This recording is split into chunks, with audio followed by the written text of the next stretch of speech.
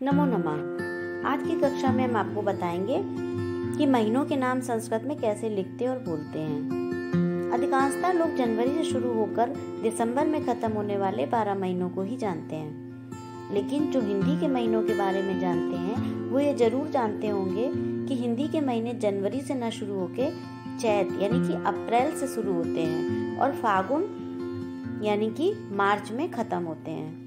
हिंदी की तरह संस्कृत में भी कुछ परिवर्तन के साथ ये नाम लिखे व पढ़े जाते हैं। चलिए फिर जानते हैं कि महीनों के नाम कैसे लिखते और पढ़ते हैं। हम यहाँ पर आपको तीनों लैंग्वेज में महीनों के नाम बताएंगे।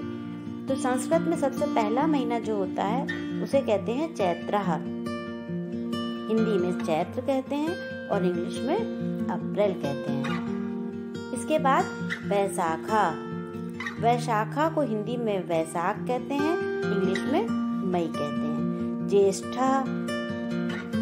ज्येष्ठा को जेठ भी कहते हैं, ज्येष्ठ भी कहते हैं और इंग्लिश में जून कहते हैं। इसके बाद आषाढ़ा, इसको हिंदी में आषाढ़ बोलते हैं और इंग्लिश में जुलाई। इसके बाद आता है श्रावणा। श्रावणा को सावन कहते हैं और इंग्लिश में अगस्त कहते हैं। फिर इसके बाद आता है भाद्रपदा। इसे हिंदी में भादो बोलते हैं और इंग्लिश में सितंबर। फिर अश्विना। अश्विना को हिंदी में कुंवार कहते हैं और इंग्लिश में अक्टूबर। फिर कार्तिकः। कार्तिकः को कार्तिक कहते हैं, कार्तिक भी बोलते हैं, कार्तिक भी बोलते हैं। और फिर नवंबर, इंग्लिश में नवंबर बोलते हैं। फिर माघशीर्षा। माघशीर्षा को हिंदी में कहते हैं अगहन और इंग्लिश में दिसंबर। पौषः।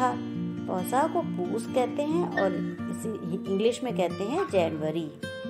फिर माघा। माघा को बोलते हैं माघ और इंग्लिश में कहते हैं फरवरी। फिर आता है फागुन।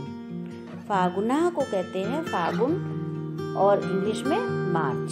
इस तरीके से महीनों के नाम लिखे व बोले